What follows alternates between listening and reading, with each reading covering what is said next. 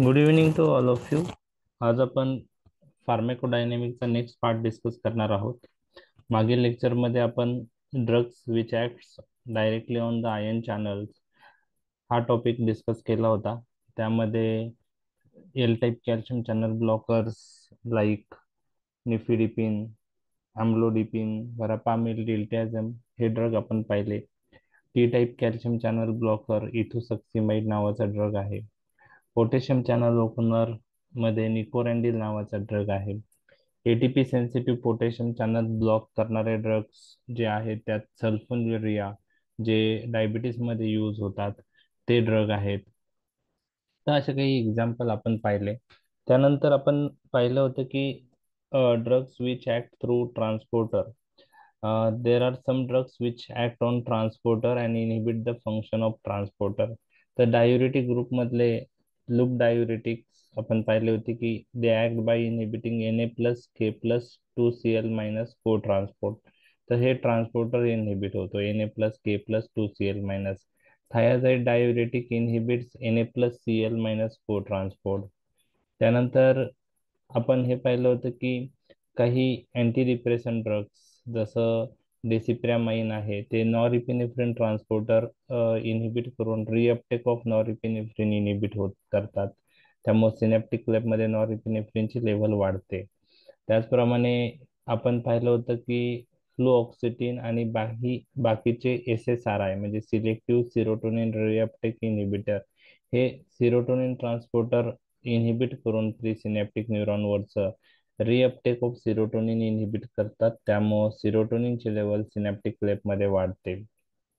Okay. टियागॅबिन हे गाबाचं रिअपटेक inhibit करतं by inhibiting Gauba transporter. आणि आपण हे पण पाहिलं होतं की ऑर्गॅनिक अनायन ट्रान्सपोर्टर जो आहे तो प्रोबिनिसिड नावाच्या ड्रगने इनहिबिट होतो आणि त्यामुळे तो गाऊटमध्ये युरिकोसुरिक ड्रग म्हणून यूज केला जातो. आणि त्यानंतर आपण काही टर्मिनॉलॉजीज पाहिल्या होत्या.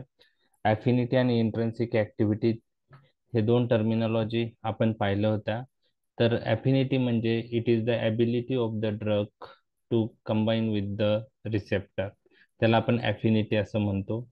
आणि प्रत्येक ड्रग रिसेप्टर थ्रू ऍक्ट होणारा असेल तर त्याला ॲफिनिटी असणारच आहे. तो पहिले रिसेप्टरला कंबाईन होणं गरजेचंच आहे.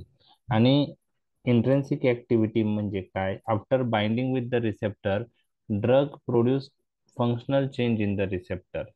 ड्रग रिसेप्टर मध्ये फंक्शनल चेंज करून रिसेप्टरला ऍक्टिव्हेट करतो, त्याला आपण इंट्रेन्सिक ऍक्टिव्हिटी म्हणतो. तर काही ड्रगला इंट्रेन्सिक ऍक्टिव्हिटी जी आहे ती असते.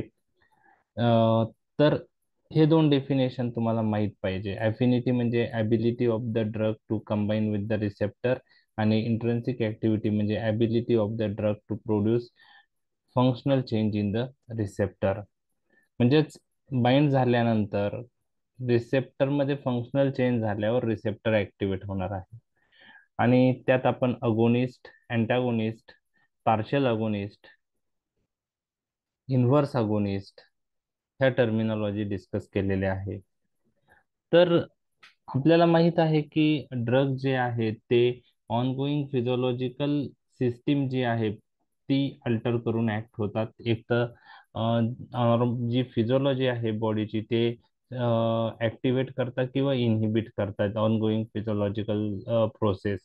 तर नवीन फंक्शन तर ते इंट्रोड्यूस करत नाही मेजॉरिटी ड्रग, आपण हे पाहिले. तर ॲगोनिस्ट म्हणजे काय ते आपण काल पाहिलं आहे की हे असे ड्रग आहेत किंवा असा एजंट आहे which bind with the receptor and activate receptor to produce an effect similar to that of endogenous physiological signaling molecule. आपल्या शरीरामध्ये जे फिजिओलॉजिकल सिग्नलिंग मॉलिक्यूल आहेत ते जर रिसेप्टरवर ऍक्ट होऊन जे कार्य करत असेल तसंच कार्य एखादा ड्रग दिल्यानंतर होत असेल रिसेप्टरला बाइंड होऊन, तर त्या ड्रगला आपण अगोनिस्ट असं म्हणतो. आणि काल आपण पाहिलं होतं की त्याला अगोनिस्ट असे ड्रग्ज आहेत की त्यांना ॲफिनिटी पण असते आणि इंट्रेन्सिक ऍक्टिव्हिटी पण असते. तर इंट्रेन्सिक ऍक्टिव्हिटी अगोनिस्टची ही वन असते.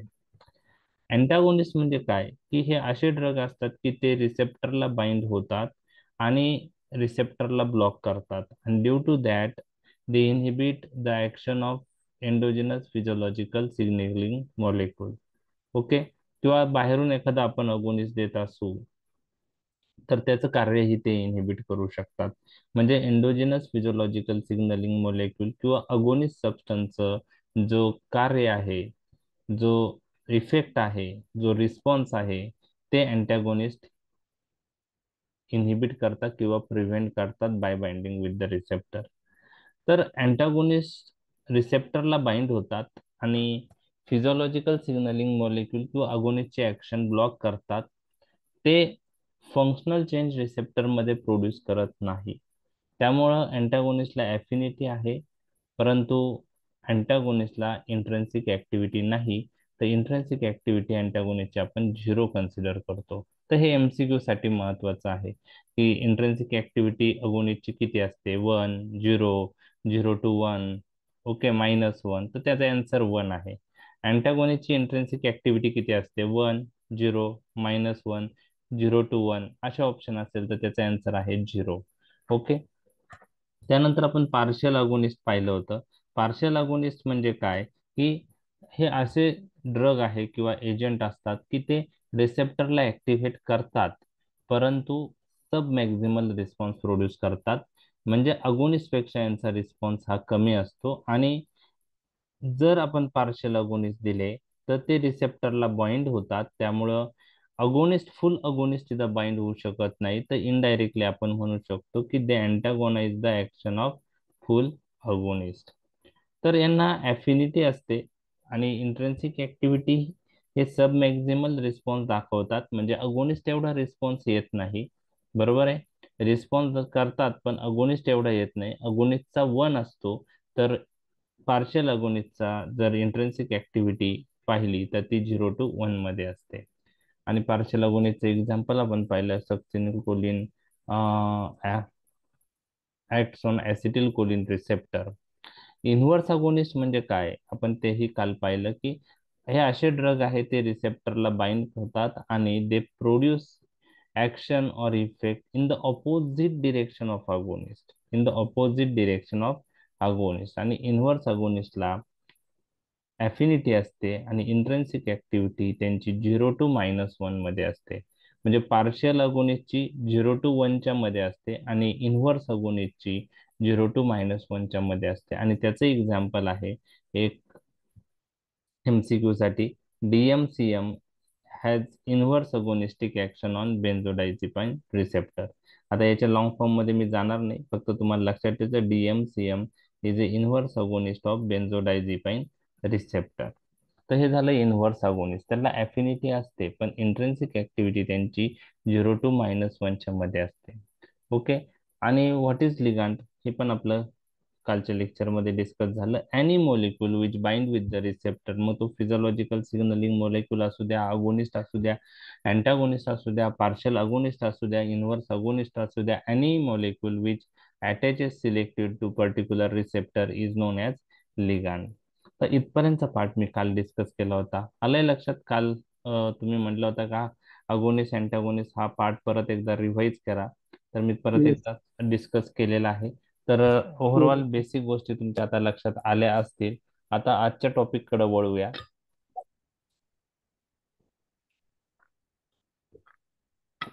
एक मिनिट हा. ओके.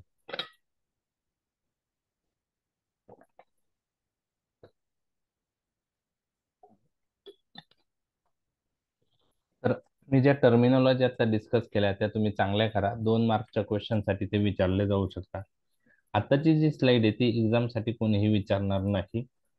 त्यानंतरचे पण ड्रगच्या ऍक्शन मी रिसेप्टर थ्रू ज्या डिस्कस करणार आहे त्या पण एक्झाम मध्ये तुम्हाला कोणीही विचारणार नाही डिटेलमध्ये. परंतु सिस्टमिक फार्माकोलॉजी अंडरस्टँडिंग साठी बेसिक गोष्टी ह्या सगळ्या लागणार आहे. तर आता ड्रग ऍक्शन आणि ड्रग इफेक्ट हे दोन वर्ड आपण इंटरचेंजेबली यूज करू शकतो, परंतु ते सिनोनिम्स नाही. म्हणजे त्याच्यात काहीतरी फरक आहे. ड्रग ऍक्शन आणि ड्रग इफेक्ट मी तुम्हाला सांगितलं की एखादा drug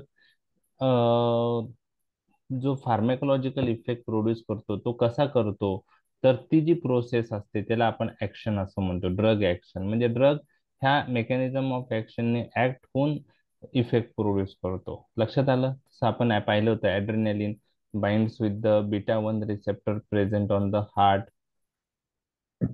Beta 1 receptor is GS type receptor, stimulate adenylyl cyclase enzyme.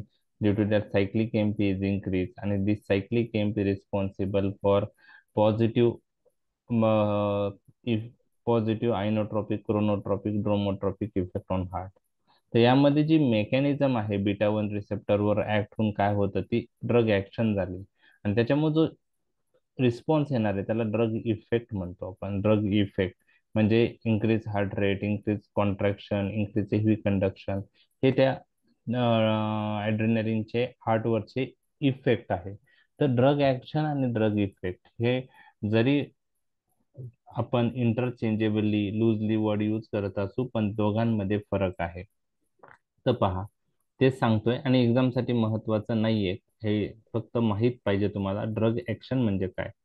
So, drug action, it is the initial combination of the drug with the receptor, resulting in conformational change in the receptor. Okay, in case of agonist, or prevention of conformational change through exclusion of agonist in case of antagonist. म्हणजे काय, drug action म्हणजे काय, तर initial जे आपण पाहिलेलं आहे कालच्या लेक्चरमध्ये की drug bind with the receptor.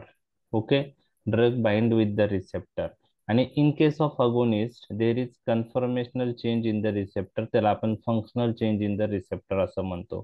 तर ती जी ऍक्शन आहे त्याला ड्रग ऍक्शन असं म्हणतो. तर अगोनिस्ट मध्ये ड्रगचं रिसेप्टरला बाइंडिंग, आणि त्यामुळं रिसेप्टर मध्ये जो फंक्शनल चेंज किंवा कन्फर्मेशनल चेंज होतो, ही झाली drug action. In case of antagonist काय असेल, drug bind with the receptor, okay, and prevent the conformational change through exclusion of agonist. मग तिथं कन्फर्मेशनल चेंज प्रिव्हेंट होईल, कारण अँटॅगोनिस्ट बाइंड झाल्यामुळं तिथं अगोनिस्ट बाइंड होणार नाही, आणि कन्फर्मेशनल चेंज रिसेप्टर मध्ये होणार नाही, त्यामुळे इंट्रिन्सिक ऍक्टिव्हिटी अँटॅगोनिस्टची झिरो असते. तर हे झालं ड्रग ऍक्शन. म्हणजे ड्रग रिसेप्टरला बाइंड होऊन कन्फर्मेशनल चेंज करतो इन केस ऑफ अगोनिस्ट, आणि ड्रग रिसेप्टरला बाइंड होऊन prevent conformational change of receptor by exclusion of agonist. तर याला आपण ड्रग ऍक्शन असं म्हणतो. बरोबर आहे, रिसेप्टरला बाइंड होऊन जे रिसेप्टर ऍक्टिव्हेट किंवा ऍक्टिव्हेशन न होण्याची जी प्रोसेस आहे त्याला ऍक्शन, ड्रग ऍक्शन म्हणतात. आणि त्याच्यामुळं, ह्या ऍक्शनमुळं there is a change in biological function. Okay, म्हणजे ह्या ड्रगच्या ऍक्शनमुळं there is ultimate change in biological function, त्याला आपण ड्रग इफेक्ट असं म्हणतो. त्याला आपण ड्रग इफेक्ट असं म्हणतो. लक्षात आलं? तर ड्रग ऍक्शन आणि ड्रग इफेक्ट ह्या दोन्ही वेगळ्या टर्मिनॉलॉजी आहेत. आता अजून एक मेकॅनिझम पॉइंट तुम्हाला लक्षात ठेवायचा आहे. समजा एखादा अगोनिस्ट सबस्टन्स आहे, ओके, अगोनिस्ट, तो ड्रगला बाइंड होईल. ड्रगला बाइंड होऊन कन्फर्मेशनल चेंज प्रोड्यूस करेल का नाही अगोनिस्ट? अगोनिस्ट ड्रगला करेल. करेल, कन्फर्मेशनल चेंज करेल. तर हे आणि त्यामुळं त्यामुळं त्यामुळं रिसेप्टर ऍक्टिव्हेट होऊन जे सिग्नल आहेत ते इफेक्टर कडे जातात, जसं आयन चॅनल, ट्रान्सपोर्टर, एन्झाईम्स त्याच्याकडे जातात, आणि त्यांचं फंक्शन अल्टर होतं. तर आणि त्याच्यामुळं फंक्शन अल्टर झाल्यामुळं त्या सेलचा रिस्पॉन्स चेंज होतो, म्हणजे त्या सेलचं फंक्शन चेंज होतं. त्याला आपण ड्रग इफेक्ट असं म्हणतो. बरोबर आहे, त्याला ड्रग इफेक्ट असं म्हणतो. तर जेव्हा अगोनिस्ट ड्रगला बाइंड होतो, कन्फर्मेशनल चेंज होतो, रिसेप्टर ऍक्टिव्हेट होतो, तर ते सिग्नल्स इफेक्टरला जातात. तर हे सिग्नल ज्या प्रोसेसने जातात ना, त्याला ट्रान्सड्युसर मेकॅनिझम असं म्हणतात. त्या इंटरमिडिएट स्टेप आपण डिस्कस करणार आहोत की ड्रग रिसेप्टरला बाइंड झाल्यावर रिसेप्टर ऍक्टिव्हेट होतो आणि सिग्नल्स एन्झाईम आयन चॅनल ट्रान्सपोर्टरकडे जातात. तर हे सिग्नल ज्या प्रोसेसने जातात त्याला ट्रान्सड्युसर मेकॅनिझम असं म्हणतात. कोणत्या मेकॅनिझम? Transducer mechanism. प्रत्येक रिसेप्टर जे आहेत त्याच्यासाठी ट्रान्सड्यूसर मेकॅनिझम ही वेगळी आहे. आपण रिसेप्टरचे टाइप्स पाहणार आहोत, त्यात तुम्हाला ती लक्षात येणार आहे. तर ड्रग ऍक्शन आणि ड्रग इफेक्ट मध्ये फरक आहे. लक्षात आलं इतकं तुमच्या? Yes. ओके. आता हे टाइप्स ऑफ रिसेप्टर आहेत, बरोबर आहे. आता हे 5 टाईप ऑफ रिसेप्टर जे आहे ते आपण डिटेलमध्ये डिस्कस करणार आहोत आज. आपण जी प्रोटीन कपल रिसेप्टर आणि जर झालं तर ligand gated ion channel receptor पाहणार आहोत. तर कोणकोणते टाइप्स आहे रिसेप्टरचे? ओके. तर जी प्रोटीन कपल रिसेप्टर आहे त्यालाच मेटाबोट्रॉपिक रिसेप्टर असं म्हणतात. हा नाव लक्षात नाही ठेवला तरी चालेल, पण जी प्रोटीन कपल रिसेप्टर हे नाव तुम्हाला सिस्टेमिक फार्मेकोलॉजी मध्ये खूप वेळा रिपीट होणार आहे. त्यानंतर दुसरं आहे ligand gated ion channel receptor. त्याला आयनोट्रॉपिक रिसेप्टर असं म्हणतात किंवा आयन चॅनल रिसेप्टर असं म्हणतात. हे आयन चॅनल रिसेप्टर हे वेगळे आहे आणि आयन चॅनल वेगळे आहे. तर लिगॅंड गेटेड आयन चॅनल त्यालाच आयन चॅनल रिसेप्टर म्हणतात, त्यालाच आयनोट्रॉपिक रिसेप्टर असं म्हणतात. त्यानंतरचा टाईप आहे transmembrane enzyme link receptor. चौथा टाईप आहे transmembrane JAK STAT binding receptor. आणि लास्ट आहे त्याला आपण न्यूक्लिअर रिसेप्टर असंही म्हणतो, receptor regulating gene expression. Okay, त्याला आपण न्यूक्लिअर रिसेप्टर्स असंही म्हणतो. तर आता सिस्टेमिक फार्मेकोलॉजी मध्ये आपण खूप सारे ड्रग्स असे पाहणार आहे की ते रिसेप्टर थ्रू ऍक्ट होतात. ज्यावेळेस आपण तो मेकॅनिझम त्या ड्रगची पाहणार आहोत, त्यावेळेस तुम्हाला जेव्हा तो ड्रग रिसेप्टर थ्रू ऍक्ट होणार आहे असं जर समजलं, तर तुमच्या माइंडमध्ये नेक्स्ट क्वेश्चन आला पाहिजे की कोणत्या टाईपच्या रिसेप्टर थ्रू ऍक्ट होतोय तो. बरोबर आहे. समजा ऍड्रेनलिन तुम्हाला आता माहित झालंय कोणत्या रिसेप्टरवर ऍक्ट होतो. ऍड्रेनलिन कोणत्या रिसेप्टरवर ऍक्ट होतो? ऍड्रेनर्जिक रिसेप्टर. काय टाईप आहे adrenergic? Beta beta adrenaline. Beta beta adrenergic. Alpha आणि बीटा बीटा. अल्फा. बीटा अल्फाचे अल्फा सब टाईप आहे अल्फा वन अल्फा टू, बीटाचे beta one beta beta one beta two beta beta three. मी आता हे ऍड्रेनर्जिक रिसेप्टरचे type सांगितले, पण तुमच्या माइंड मध्ये आले पाहिजे की हे alpha one alpha to beta one beta two beta three ह्या पाच पैकी कोणत्या याच्यात येतात. हे तुम्हाला नंतर हे करायचं आहे. जेव्हा आपण ते एक्सप्लेन करू त्यावेळेस तुम्हाला जर कळलं की हे रिसेप्टर ह्या ह्या पैकी एका रिसेप्टरचे कोणत्या रिसेप्टरचे टाईप आहे ते समजलं, तर तुम्हाला लक्षात येईल ते त्यांचं कार्य कसं चालतं.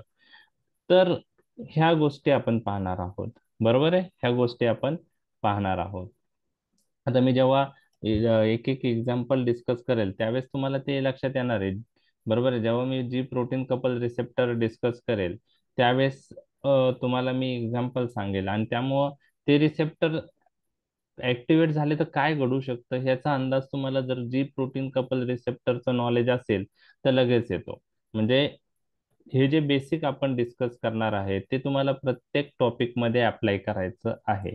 तर आता हे पैकी आपण पहिला जो ग्रुप आहे जी प्रोटीन कपल रिसेप्टर तो पाहणार आहोत. ओके. तर याच्यामधले जे आता डिटेल मेकॅनिझम मी डिस्कस करणार आहे ते एक्झाम पॉइंट ऑफ व्ह्यू महत्वाच्या नाहीत, पण तुम्हाला काही गोष्टी महत्वाच्या आहेत त्या मी तुम्हाला सांगेल अंडरस्टँडिंग साठी, ते तुम्हाला लक्षात ठेवायचं आहे. जस्ट एक मिनिट.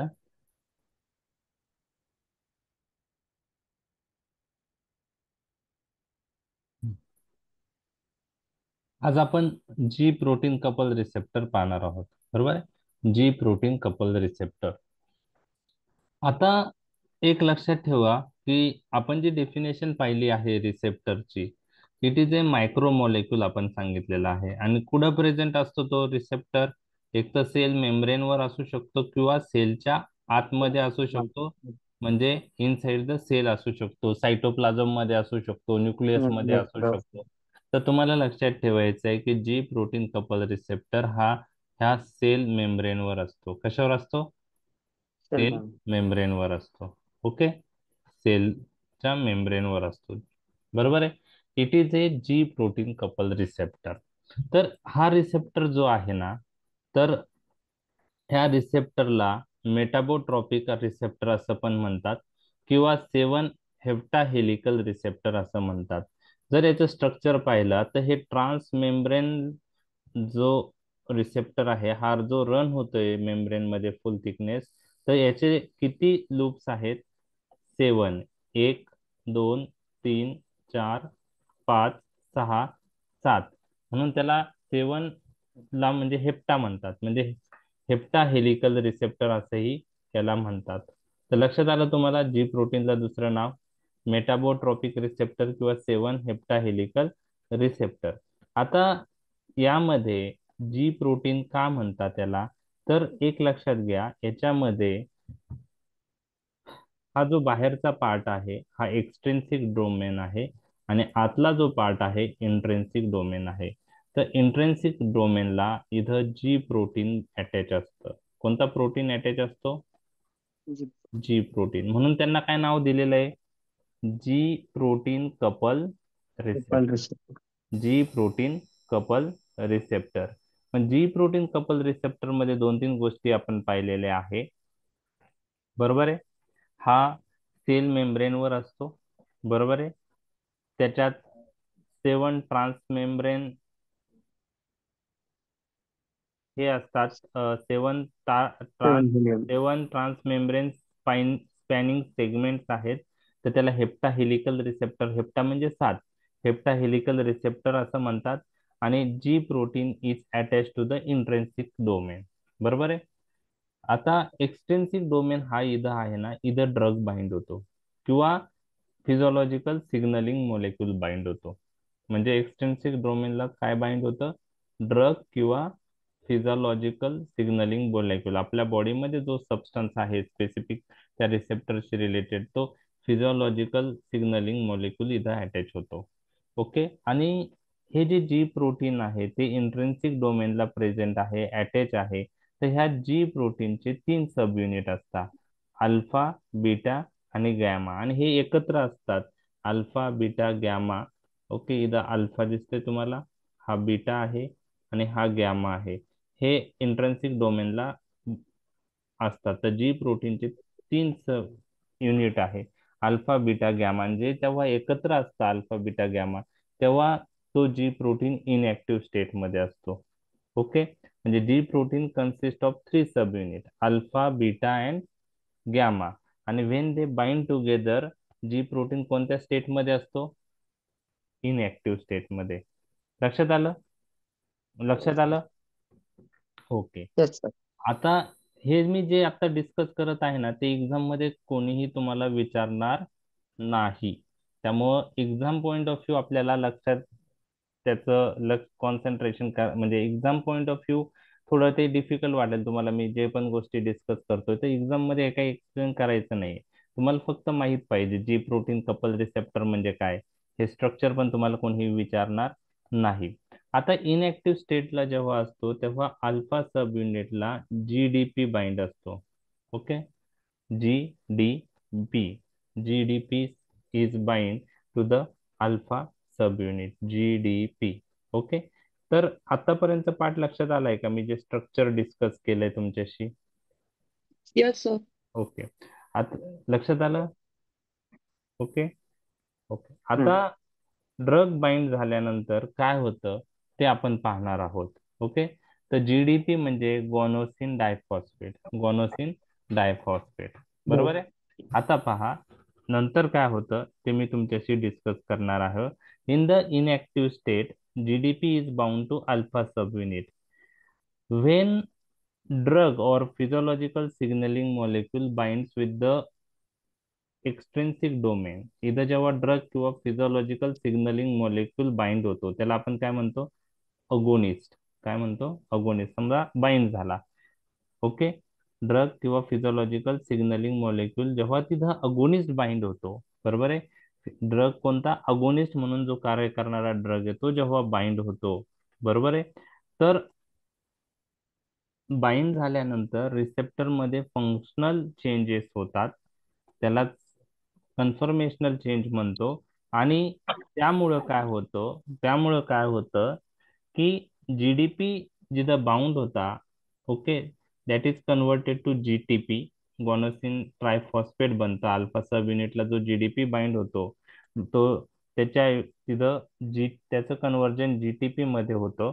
आणि अल्फा बीटा गॅमा हे जे एकत्र सब युनिट होतं जी प्रोटीनचं, त्यामध्ये alpha sub unit dissociate from beta आणि गॅमा सब युनिट. तर पहा, ड्रग बाइंड झाल्यामुळं हे जे जी प्रोटीन होता, बरोबर आहे, त्यात alpha beta gamma sub unit होते. अल्फा सब युनिटला जीडीपी अटॅच होतं. जीडीपीचं कन्व्हर्जन कशात झालंय? GTP. जीटीपी मध्ये झालं. आणि alpha sub unit point GTP कशापासून डिटॅच DTP. झाला? बीटा आणि गॅमा Then, पासून. हा, then. ओके, इतकं झालं. आता हे बेसिक गोष्ट मी तुमच्याशी डिस्कस केलेली आहे. म्हणजे आता याच्यानंतर काय होतं, याच्यानंतर काय होतं, ओके, तर याच्यानंतर एक लक्षात घ्यायचं आहे की हे जे alpha sub unit GTP bound alpha sub unit आहे, ओके, तो इफेक्टरला बाइंड होतो आणि इफेक्टरचं ऍक्टिव्हेशन किंवा इनहिबिशन करतो. म्हणजे अल्फा सब युनिट जो रिलीज झालेला आहे तो इफेक्टरला बाइंड होतो. इफेक्टर मग एन्झाईम्स असू शकतात, आयन चॅनल्स असू शकतात, ट्रान्सपोर्टर असू शकतात. तर त्यांचं ऍक्टिव्हेशन किंवा इनहिबिशन होतं. आणि बीटा गॅमा सब युनिट जो आहे, तो जो डायमर रिलीज झालेला आहे अल्फा सब युनिट पासून, तर हे जे आहे हे जनरली चॅनलवर ऍक्ट होतात. Calcium channel, potassium channel. नंतर काय होतं ते नंतर आपण पाहणार आहे. फक्त एक लक्षात घ्या, जेव्हा अगोनिस्ट बाइंड होतो तेव्हा जी प्रोटीन ऍक्टिव्हेट होतो, जीडीपीचं कन्व्हर्जन जीटीपी ला होतं. आणि alpha sub unit bind GTP कशापासून डिटॅच होतं? बीटा आणि गॅमा पासून. आणि अल्फा सब युनिट हा इफेक्टरला बाइंड होतो. त्यात एन्झाईम, आयन चॅनल, ट्रान्सपोर्टर काही असू शकतं. आणि beta gamma sub unit mainly हे आयन चॅनलशी कनेक्ट होतात आणि रिस्पॉन्स प्रोड्यूस करतात. बरोबर आहे. आता एक लक्षात घ्या की हे जे अल्फा सब युनिट आहे, बरोबर आहे, अल्फा सब युनिटला ऍक्टिव्ह स्टेट मध्ये जीटीपी बाइंड आहे का जीडीपी? जीटीपी. GDP. जीडीपी जेव्हा इनएक्टिव्ह स्टेटला होता तेव्हा जीडीपी होता, पण जेव्हा तो ऍक्टिव्ह होतो अल्फा सब युनिट, त्यावेळेस जीडीपीचं कन्व्हर्जन कशात होतं? जीटीपी. बरोबर GTP. आहे. आता यांनी ऍक्शन प्रोड्यूस केली म्हणजे इफेक्टरवर ते ऍक्ट झाले, एन्झाईम, आयन चॅनल, ट्रान्सपोर्टरवर. म्हणजे इथं ड्रग डायरेक्ट बाइंड झालेला आहे का? नाही. ड्रग डायरेक्ट नाही. जाऊन बाइंड नाही झाला. जी प्रोटीनला ऍक्टिव्हेट करून जी प्रोटीन त्या इफेक्टरकडे सिग्नल पाठवतोय. बरोबर आहे.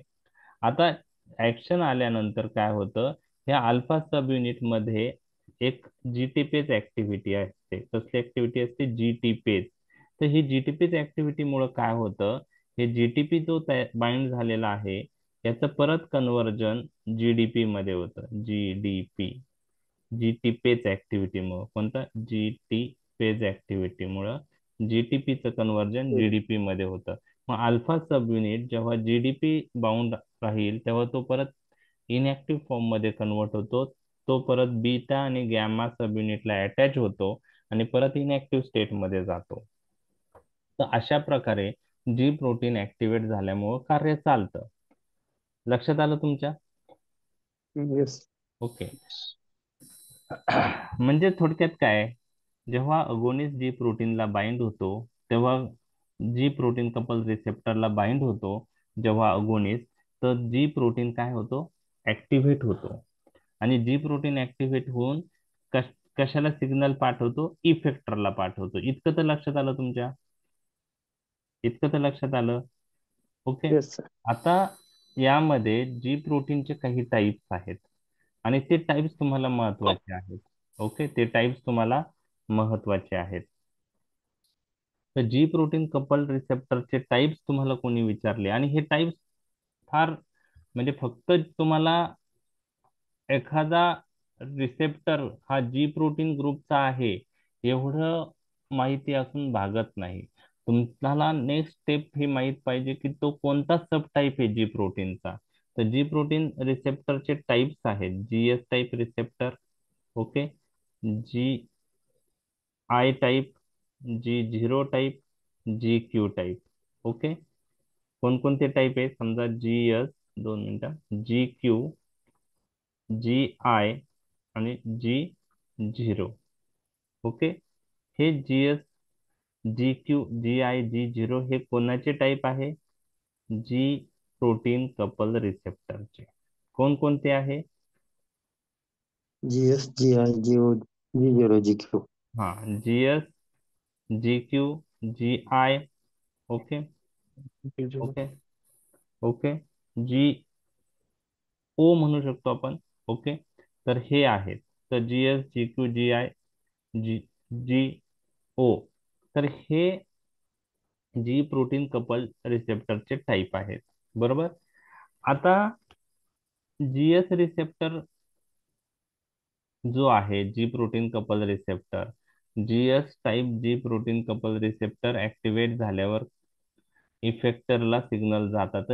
हे जे सिग्नल्स इफेक्टर कडे जातात, त्या प्रोसेसला आपण काय म्हणलेलं आहे? मी ऑलरेडी डिस्कस केलेलं आहे. त्या प्रोसेसला ट्रान्सड्यूसर मेकॅनिझम असं म्हणतात. म्हणजे ड्रग रिसेप्टरला बाइंड होईल, जी प्रोटीन ऍक्टिव्हेट होईल, सिग्नल्स इफेक्टरकडे जातील. तर हे सिग्नल ज्या प्रोसेसने पाठवले जातात त्यांना कोणती मेकॅनिझम म्हणतात? Transducer mechanism. आता आपण एक एक्झाम्पल डिस्कस करूया. ओके. त्यावरून तुमच्या ते क्लिअर होईल. जर जीएस टाईप रिसेप्टर ऍक्टिव्हेट झाले, कोणते? जीएस. तर ते रिसेप्टर ऍक्टिव्हेट झाल्यानंतर सिग्नल सिग्नल कसे जातात हे मी तुमच्याशी डिस्कस करणार आहे. ओके. तर जी प्रोटीनचे टाइप्स लक्षात आले तुम्हाला? G S, G Q, G I, G O. Okay. लक्षात आले हे टाइप. आता जी रिसेप्टर ऍक्टिव्हेट झाल्यानंतर, G protein couple receptor, signals हे इफेक्टरकडे कसे जातात, कोणत्या प्रोसेसने जातात, त्याला ट्रान्सड्यूसर मेकॅनिझम असं म्हणतात. आणि 3 ट्रान्सड्यूसर पाथवे मी तुमच्याशी डिस्कस करणार आहे. त्यामध्ये पहिला पाथवे आहे ॲडिनिलेज सायक्लेज सायक्लिक एएमपी पाथवे. दुसरा पाथवे आहे फॉस्फोलायपेज C IP3 diacylglycerol pathway. आणि तिसरा आहे चॅनल रेग्युलेशन. आता याच्यामध्ये जीएस टाईप रिसेप्टर ऍक्टिव्हेट झाले तर यापैकी कोणता ट्रान्सड्यूसर पाथवे ऍक्टिव्हेट होतो? G Q type receptor activate झाले तर कोणता ट्रान्सड्यूसर पाथवेने ते सिग्नल जातात? ते तुम्हाला जाणून घ्यायचे. आता आत्ताचा पार्ट पण एक्झाम साठी महत्वाचा नाही आहे. ओके. आत्ताचा पण पार्ट एक्झाम साठी महत्वाचा नाही आहे.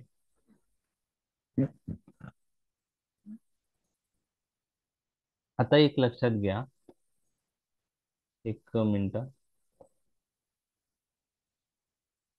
मी डायग्रामच्या माध्यमातून तुम्हाला सोप्या याच्यात सांगतो. हं,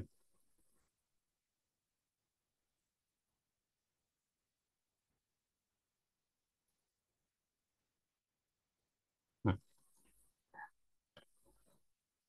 तर जीएस टाईप रिसेप्टर विषयी आपण पहिले पाहणार आहोत. कोणता? जीएस. ज्यावेळेस जीएस रिसेप्टर ऍक्टिव्हेट होतात, G protein couple receptor, G protein GS type G protein couple receptor जेव्हा ऍक्टिव्हेट होतात, तेव्हा तेव्हा हे रिसेप्टर सिग्नल इफेक्टरकडे पाठवतात. इफेक्टर मग आयन चॅनल, ट्रान्सपोर्टर किंवा एन्झाईम्स असू शकतो. तर हे जीएस टाईप रिसेप्टर ऍक्टिव्हेट झाल्यानंतर, ओके, सिग्नल इफेक्टरकडे पाठवतात. एक मेकॅनिझम आहे त्यासाठी, एक प्रोसेस आहे. त्या प्रोसेसला आपण ट्रान्सड्यूसर मेकॅनिझम म्हणतो. आणि त्यामध्ये ती प्रोसेस कोणती आहे की जीएस रिसेप्टर ऍक्टिव्हेट झाल्यानंतर ॲडिनिलीन Cyclic सायक्लेज acid. सायक्लिक एएमपी पाथवेने ते सिग्नल्स इफेक्टरकडे जातात. कोणत्या पाथवेने? ॲडिनिलीन सायक्लेज सायक्लिक Cyclic एएमपी पाथ. त्या ॲडिनिलीन सायक्लेज सायक्लिक एएमपी ऍक्टिव्हेशन होतं आणि सिग्नल्स इफेक्टरकडे जातात. ओके. आणि काही वेळेस हे जीएस रिसेप्टर ऍक्टिव्हेट झाल्यावर कॅल्शियम चॅनल्स पण ओपन होतात. तर ते आपण पाहणार आहे स्टेप बाय स्टेप. तर पहिले आपण हे पाहणार आहोत की जीएस टाईप रिसेप्टर ऍक्टिव्हेट झाल्यावर ॲडेनिलीन सायक्लेज रिसेप्टर ॲडिनिलिन सायक्लेज एन्झाईम ऍक्टिव्हेट होऊन काय होतं? ॲडिनिलिन सायक्लेज एन्झाईम ऍक्टिव्हेट होऊन काय होतं? तर हे पहा, जीएस टाईप रिसेप्टर ऍक्टिव्हेट झाल्याने, ओके, जेव्हा एखादा ड्रग जीएस टाईप रिसेप्टरवर ऍक्ट होतो आणि रिसेप्टर मध्ये कन्फर्मेशनल चेंज प्रोड्यूस करतो, एखादा अगोनिस्टिक ड्रग जो जीएस रिसेप्टरवर ऍक्ट होतोय, तर तो ॲडिनिलिन सायक्लेज पाथवे ऍक्टिव्हेट करतो. कोणता कोणत्या एन्झाईमला ऍक्टिव्हेट करतो? ॲडिनिलिन सायक्लेज एन्झाईमला ऍक्टिव्हेट करतो. ॲडिनिलिन सायक्लेज एन्झाईम जो आहे, okay, adenylyl cyclase enzyme is important for the synthesis of cyclic AMP.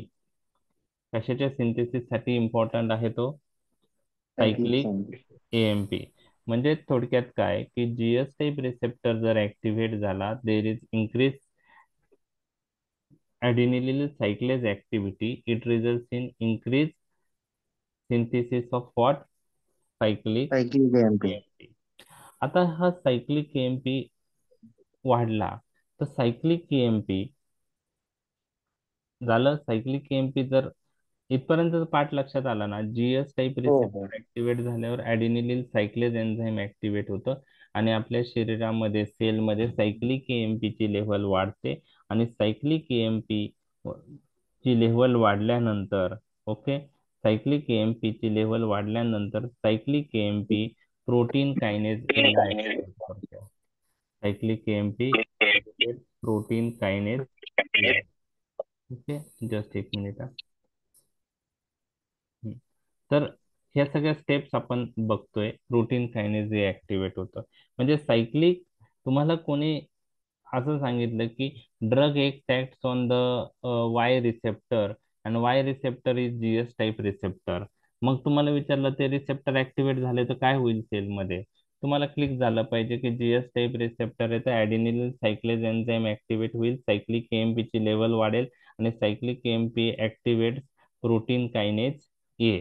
आणि प्रोटीन कायनेज ए ऍक्टिव्हेट झाल्यामुळं तो protein kinase A alters function of many enzymes, ion channels, transporter. Okay, बरोबर आहे. म्हणजेच जे इफेक्टर्स आहेत, एन्झाईम, आयन चॅनल्स, ट्रान्सपोर्टर, त्यावर त्यांचं फंक्शन हे प्रोटीन कायनेज अल्टर करणार आहे. आणि त्यामुळं त्यामुळं काही मॅनिफेस्टेशन दिसू शकतात, जसं increase contractility, increase impulse generation, okay, त्यानंतर relaxation of the smooth muscles, okay, glycogenolysis, lipolysis, okay.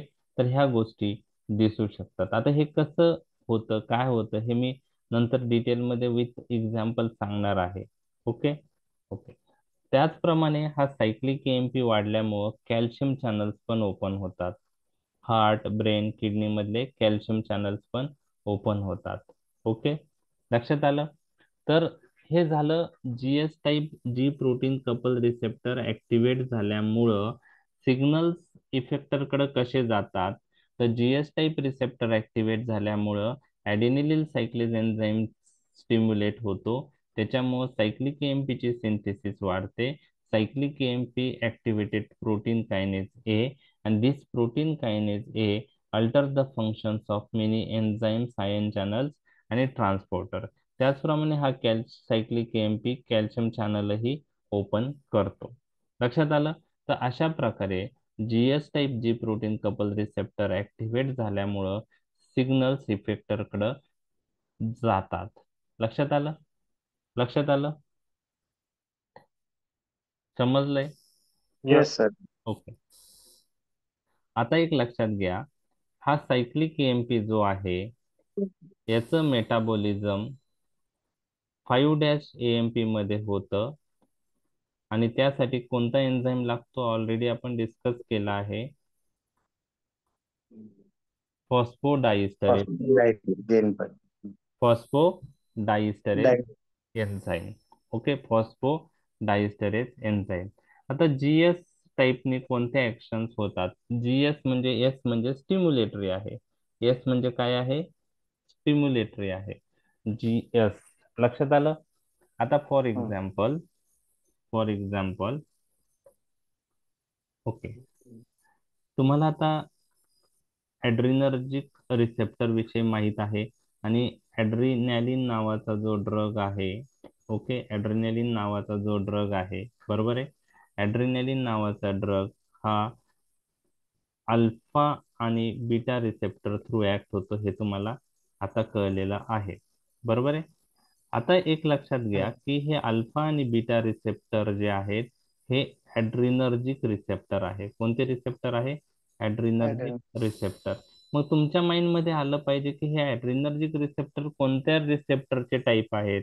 जे प्रोटीन कपल रिसेप्टरचे टाईप आहेत, आयनोट्रॉपिक रिसेप्टर आहेत का, एन्झाईम लिंक रिसेप्टर आहेत का, जॅकस्टॅट टाईप रिसेप्टर आहे का, न्यूक्लिअर रिसेप्टर आहे, ते तुम्हाला क्लिक झालं पाहिजे.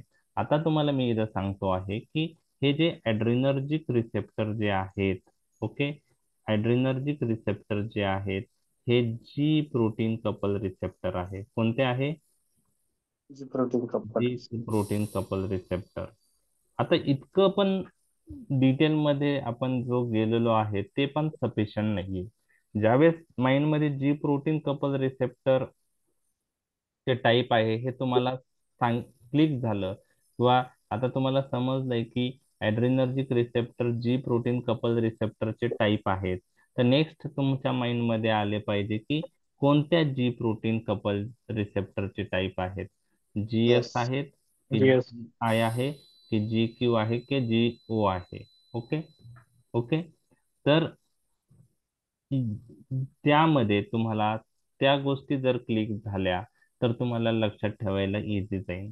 आता बघा, अल्फा 1 आणि अल्फा 2 हे अल्फा रिसेप्टरचे टाईप आहे. बीटा रिसेप्टरचे टाईप बीटा 1, बीटा 2 आणि बीटा 3 आहे. ठीक. ओके.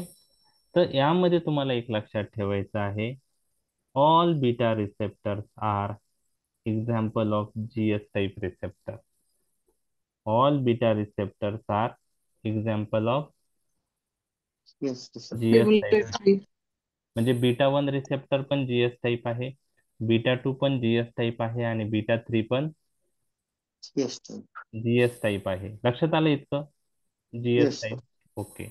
आता अल्फा आणि अल्फा 2 विषयी मी इथं जस्ट सांगून ठेवतो, नंतर तुम्हाला येणार आहे. Alpha 1 receptor is an example of GQ type receptor. कोणता टाईप आहे? GQ. GQ. आणि alpha 2 receptor is an example of GI type receptor. Okay. GI. Okay. तर जी आय आणि G0 किंवा GO म्हणतो आपण, GO हे इनहिबिटरी इन नेचर असतात. GI म्हणजे इनहिबिटरी. ओके. तर आता तुम्हाला थोडक्यात एक क्लिक झालंय की ॲड्रिनर्जिक रिसेप्टरचं नॉलेज आपलं वाढलेलं आहे कालच्या पेक्षा. ॲड्रिनर्जिक रिसेप्टरचे टाईप्स कालपर्यंत तुम्हाला माहित होते, अल्फा बीटा आहेत आणि त्याचे सब टाईप्स पण माहित होते, alpha 1, alpha 2, beta 1, beta 2, beta 3 आहे. आज तुम्हाला हे कळलंय की beta receptor, all these beta receptor are GS type. Alpha 1 is G I. Alpha 1 is GQ. GQ आणि alpha 2 is G I. GI. आता यांचा रिस्पॉन्स काय होतो, कसा होतो, ते मी तुमच्याशी थोडक्यात डिस्कस करणार आहे. तर एक्झाम्पल आपण जे GS रिसेप्टरशी रिलेटेड आहे तेवढं एक पाहूया आणि बाकीचं नंतर पाहूया. GI आणि GQ डिस्कस केल्यानंतर बाकीच्याच ऍक्शन्स पाहणार आहोत. ओके. तर थोडक्यात आता काय लक्षात घ्यायचं आहे की तुम्हाला हे तर माहित आहे की बीटा 1 रिसेप्टर कुठं प्रेझेंट आहे? हार्टवर. हार्ट. ओके. आणि एक्स्ट्रा ग्लोम्युलर सेल ज्या किडनीत आहे त्याच्यावर, हे दोनच लोकेशन आहे. आणि बीटा 1 रिसेप्टर हे तुम्हाला आता क्लिक झालंय GS टाईप रिसेप्टर आहे. मग तुम्ही मला सांगा, ॲड्रेनालिन बीटा 1 रिसेप्टरवर ऍक्ट झाल्यानंतर सिग्नल्स जे आहेत ते इफेक्टरकडे जाण्यासाठी कोणता ट्रान्सड्यूसर पाथवे असेल? ॲडिनिलिन सायक्लेज सायक्लिक AMP. म्हणजे बीटा वन रिसेप्टर स्टिम्युलेट झाल्यानंतर ऍडेनिलिन सायक्लेज एन्झाईम काय होईल, ऍक्टिव्हेट होईल. त्याच्यामुळे कसली लेवल वाढेल, cyclic cyclic AMP. KMP. Cyclic MP काय करेल, प्रोटीन कायनेज याला ऍक्टिव्हेट करेल आणि तो मग इफेक्टरवर ऍक्ट होणार आहे. तर जीएस, एस फॉर स्टिम्युलेटरी. तर बीटा वन रिसेप्टर ऍड्रेनलिन जर बीटा वन रिसेप्टरवर ऍक्ट झाला तर हार्टमध्ये सायक्लिक एएमपी ची लेवल वाढते, पहिली गोष्ट. आणि सायक्लिक एएमपी प्रोटीन कायनेज ए जे आहे त्याला ऍक्टिव्हेट करतो. त्याचप्रमाणे सायक्लिक एएमपी कोणते चॅनल ओपन करतो, कॅल्शियम कॅल्शियम चॅनल. चॅनल. बरोबर आहे. आणि त्याच्यामुळं हार्टवर स्टिम्युलेटरी इफेक्ट होतो. मग हार्ट रेट काय होईल, वाढेल. एव्ही कंडक्शन काय होईल, वाढेल. कॉन्ट्रॅक्शन ऑफ द हार्ट काय होईल, वाढेल. त्याचप्रमाणे जॅक्स्ट्राग्लोमेरुलर सेलवर पण बीटा वन रिसेप्टर आहे, ते ऍक्टिव्हेट झाल्यामुळं जॅक्स्ट्राग्लोमेरुलर सेल मधून रेनिनचं release, cyclic AMP dependent renin release वाढतं. बरोबर आहे, रेनिनचं रिलीज वाढतं. म्हणजे तुम्हाला आता ऍड्रेनलिन हार्टवर आणि जॅक्स्ट्राग्लोमेरुलर सेलवर ऍक्ट करून स्टिम्युलेटरी इफेक्ट करतो, कारण ते जीएस रिसेप्टर थ्रू ऍक्ट होतो, हे तर क्लिक झालं. Yes sir. आता एक लक्षात घ्या, तुम्हाला अजून एक मी तुम्हाला सांगतो. जेव्हा सायक्लिक एएमपी लेवल हार्ट मध्ये वाढते, बरोबर आहे, तर हार्ट मध्ये कोणते मसल्स असतात, कार्डियक मसल. तर कार्डियक मसलचं काय होतं, कॉन्ट्रॅक्शन वाढतं, बरोबर ना, इन्क्रीज. इन्क्रीज कॉन्ट्रॅक्शन होतं, बरोबर आहे. सायक्लिक एएमपी कार्डियक म्हणजे हार्ट मध्ये कार्डियक मसल मध्ये सायक्लिक एएमपी लेवल वाढली तर कार्डियक मसलचं काय वाढतं, कॉन्ट्रॅक्शन. कॉन्ट्रॅक्शन. कॉन्ट्रॅक्शन वाढल्यामुळे पॉझिटिव्ह आयनोट्रॉपिक इफेक्ट होतो आणि त्यामुळे कार्डियक आउटपुट वाढतं. परंतु आता दुसरा पॉइंट तुमच्याशी लक्षात मी डिस्कस करत आहे आणि तुम्हाला लक्षात ठेवायचं आहे. स्मूथ मसल मधलं जर सायक्लिक एएमपी वाढलं, कोणतं, स्मूथ मसल मधलं, तर स्मूथ मसल रिलॅक्स होतात. काय होतात, रिलॅक्स. हे तुम्हाला लक्षात ठेवायचं. स्मूथ मध्ये सायक्लिक एएमपी ची लेवल वाढली तर स्मूथ मसल रिलॅक्स होतात. सायक्लिक एएमपी असू द्या, सायक्लिक जीएमपी असू द्या, स्मूथ मसल मध्ये यांची लेवल वाढली तर स्मूथ मसल काय होतात, रिलॅक्स होतात. स्मूथ मसल काय होतात, रिलॅक्स होतात. आता समजा मी तुम्हाला सांगितलं की स्मूथ मसल्सवर बीटा टू रिसेप्टर्स असतात. काय असतात, बीटा टू रिसेप्टर. मग smooth muscles of the ब्रॉन्काय, okay, beta two receptor आहे. मग ऍड्रेनालिन जर बीटा टू रिसेप्टरवर ऍक्ट झालं तर ब्रोंको काय होईल, डायलेटेशन होईल. डायलेटेशन. ब्रोंको डायलेटेशन, बरोबर आहे, ब्रोंको डायलेटेशन, बरोबर आहे. तुम्हाला क्लिक होईल beta two is GS type, बरोबर आहे. Beta two is GS type. GS receptor activate झाल्यामुळं काय होईल, सायक्लिक एएमपी लेवल वाढेल, ऍडिनिलिन सायक्लेज स्टिम्युलेट आणि स्मूथ मसल ब्रॉन्कायचे रिलॅक्स होईल, ब्रॉन्को डायलेटेशन होईल. आता ऍड्रेनालिन जर बीटा टू रिसेप्टर ब्लड व्हेसलवर आहेत त्यावर ऍक्ट झाला तर ऍड्रेनालिन बीटा टू रिसेप्टर जे आहे ब्लड व्हेसलवरचे त्यावर ऍक्ट होऊन व्हॅसो कॉन्स्ट्रिक्शन करेल का व्हॅसो डायलेटेशन, व्हॅसोडायलेटेशन. डायलेटेशन. डायलेटेशन, कारण ब्लड वेसल मध्ये पण स्मूथ मसल असतात आणि त्याच्यामुळं डायलेटेशन होईल. युटेराईन स्मूथ मसल काय होतील, युटेराईन रिलॅक्स, रिलॅक्स, रिलॅक्स. युटेराईन, रिलॅक्स. बरोबर आहे. तुम्ही रिटोड्रिन नावाचा ड्रग ऐकलाय, कोणता सर? रिटोड्रिन. युटेराईन लेबर पोस्टपोन करण्यासाठी कोणता ड्रग वापरतात,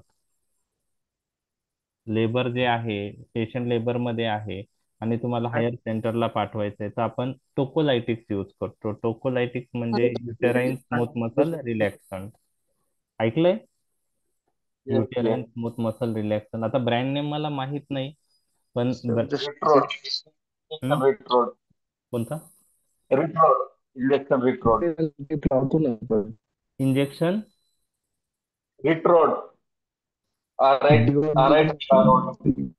मायक्रोनाइज प्रोजेस्टेरॉन वापरतो आपण ते, नाही का, डेकाडेरा.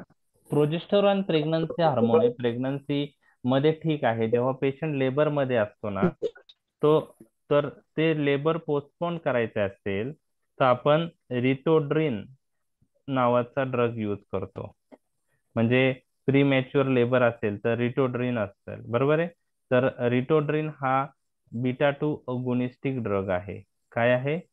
रिटोड्रिन हा beta two Beta. Agonist drug आहे. आता त्याचं जे ब्रँड नेम आहे तुम्ही सर्च करा. आणि त्यामुळं तो दिल्याने युटेराईन स्मूथ मसल रिलॅक्स होतील आणि लेबर काय होईल? पोस्टपोन्ड होईल. Post. ओके, तर रिटोड्रिन हा, ओके ओके, रिटोपार किंवा रिट्रॉड असं काहीतरी तुम्ही काहीतरी सांगितलं मला ना, एक कोणीतरी. इंजेक्शन रिट्रोड. हा, रिट्रॉड, करेक्ट. इंजेक्शन रिट्रॉड, रिटोड्रिन आहे त्यात, बरोबर आहे, रिट्रोड. तर रिटोड्रिन आहे, तर तो बीटा टू अगोनिस्टिक आहे. मग बीटा टू वर ऍक्ट झाल्यावर जीएस टाईप आहे रिसेप्टर, हे लक्षात ठेवायचे तुम्हाला. Beta one, beta two, beta three काय आहेत? GS type. GS type stimulatory effect तो आहे जीएस म्हणजे. पण स्मूथ मसल रिलॅक्स होता, हे तुम्हाला लक्षात ठेवायचं एक्सेप्शन. तर कार्डियक मसल सायक्लिक एमपी वाढला तर कॉन्ट्रॅक्ट होतात, परंतु स्मूथ मसल सायक्लिक एमपी वाढला तर काय होतात? रिलॅक्स होता, हे तुम्हाला लक्षात ठेवायचं आहे. लक्षात आलं? तर Bronco dilatation, okay, blood vessel dilatation, uterine smooth muscle dilatation, लक्षात आलं?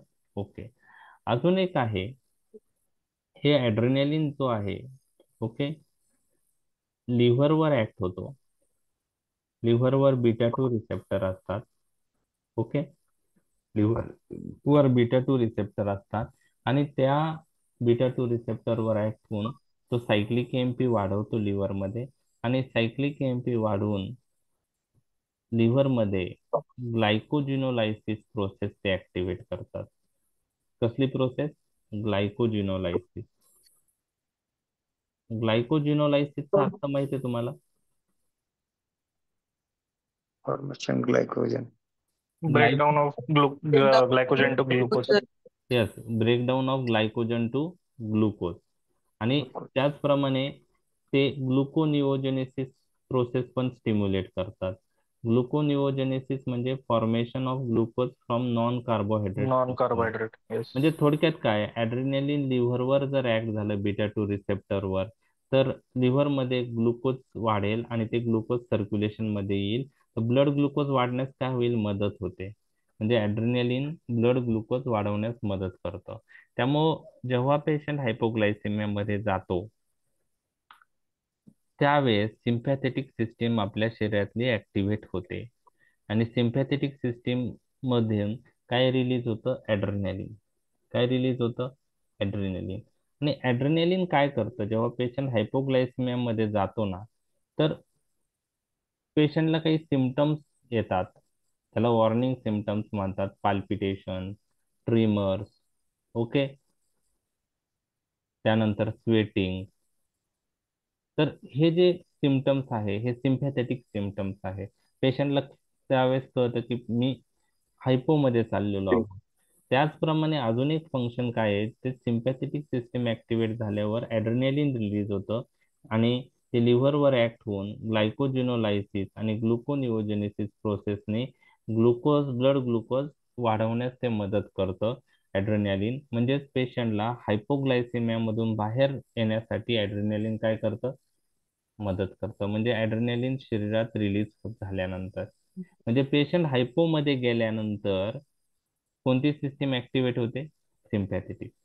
आणि काय रिलीज होतं? ऍड्रेनालिन. आणि ऍड्रेनालिन पेशंटची रिकव्हरी करतो हायपोग्लायसेमिया मधून. लक्षात आलं हे? तर हे Yes, sir. हे बीटा टू चे ऍक्शन. आता थोडक्यात काय की तुम्हाला जीएस रिसेप्टर ऍक्टिव्हेट झाल्यामुळं काय होतं ते तुमच्याशी मी डिस्कस केलेलं आहे, ओके. म्हणजे सायक्लिक एएमपी, ऍडेनिलिन सायक्लेज ऍक्टिव्हेट होऊन सायक्लिक एएमपी ची लेव्हल वाढते. आणि दुसरं आहे कॅल्शियम चॅनल ओपन होतात. ह्या दोन गोष्टी तुम्हाला मी सांगितलेल्या आहेत. आता दुसरा जो प्रकार आहे, दुसरा जो टाईप आहे जी क्यू टाईप रिसेप्टर, ते ऍक्टिव्हेट झाल्यानंतर काय होतं? ते ऍक्टिव्हेट झाल्यानंतर काय होतं हे मी तुमच्याशी डिस्कस करणार आहे. तर GQ टाईप रिसेप्टर ऍक्टिव्हेट झाल्यानंतर phospholipase C IP3 diacylglycerol पाथवेने सिग्नल्स इफेक्टरकडे जातात. तर जसं जीएस टाईप रिसेप्टर ऍक्टिव्हेट झाल्यावर adenylyl cyclase cyclic AMP pathway होता, तसा GQ रिसेप्टर ऍक्टिव्हेट झाल्यानंतर phospholipase C IP3 diacylglycerol pathway activate होतो. बरोबर आहे? लक्षात आलं तुमच्या? Yes. ओके. कोणता हा. पाथवे ऍक्टिव्हेट होतो? GQ receptor Adenosine. Phospholipase C. GQ जर असेल तर ऍडेनिलिन सायक्लेस तो GS शी रिलेटेड होता. GQ जर ऍक्टिव्हेट झाला तर phospholipase C IP3 diacylglycerol pathway activate होतो. लक्षात आलं तुमच्या हे? Phospholipase C diacylglycerol pathway activate होतो. ओके. आता त्यामुळं काय होतं ते मी तुमच्याशी डिस्कस करणार आहे. आता मी नोट्स मध्ये किंवा पीपीटी मध्ये खूप डिटेल मध्ये दिलंय, तेवढं डिटेल मध्ये जायचं नाही. फक्त ब्रीफ मध्ये मी तुम्हाला जे सांगतोय तेवढंच लक्षात ठेवायचंय. ओके. ओके.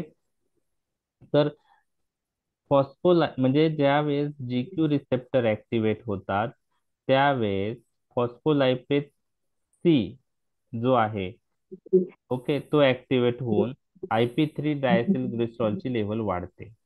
कसली? IP3 डायसिल glycerol. ओके. आता IP3 डायसिल ग्लिसरॉलची लेवल वाढल्यानंतर काय होतं ते मी तुमच्याशी डिस्कस करत आहे. तर GQ टाईप रिसेप्टर ऍक्टिव्हेट झाल्यावर phospholipase C IP3 diacylglycerol pathway activate होतो आणि त्यानंतर त्यानंतर सायटोप्लाझम मध्ये, ओके, सायटोप्लाझम मध्ये कॅल्शियम जे आहे, कॅल्शियम, तर त्याचं रिलीज एंडोप्लाझमिक रेटिक्युलम मधून होतं. तर म्हणजे हा जो IP3 आहे तो कॅल्शियम लेवल वाढवतो इंट्रासेल्युलर. म्हणजेच थोडक्यात GQ रिसेप्टर ऍक्टिव्हेट झाल्यानंतर इंट्रासेल्युलर कॅल्शियम लेवल काय होते? वाढते. Phospholipase C IP3 diacylglycerol pathway activate होतो. IP3 काय करतो की कॅल्शियम एंडोप्लाझमिक रेटिक्युलम मध्ये सेलमध्ये स्टोअर असतो, तर कॅल्शियमचं रिलीज वाढवतं. लक्षात आलं? कॅल्शियमचं रिलीज वाढवतं. आणि डायसिल ग्लिसरॉल जो आहे तो प्रोटीन कायनेज सी ऍक्टिव्हेट करतो. तर GS टाईपच्या वेळेस प्रोटीन कायनेज ए ऍक्टिव्हेट होत होतं, GQ वेळेस प्रोटीन कायनेज सी ऍक्टिव्हेट होतं. आणि हे कॅल्शियम आणि प्रोटीन कायनेज सी हे इफेक्टरवर ऍक्ट होतात. हे इफेक्टरवर ऍक्ट होतात, एन्झाईम आयन चॅनल ट्रान्सपोर्टर. आणि त्यानंतर त्या इफेक्टरचं फंक्शन ते अल्टर करतात. इफेक्टरचं फंक्शन अल्टर करतात. लक्षात आलं? लक्षात आलं? सर परत Yes. एक रिपीट करा ना sir please. Okay, me repeat करतो. थोडं आता एक एक्झाम्पलच्या साह्याने आपण जेव्हा डिस्कस करू ना त्यावेळेस तुमच्या ते लक्षात येणार आहे.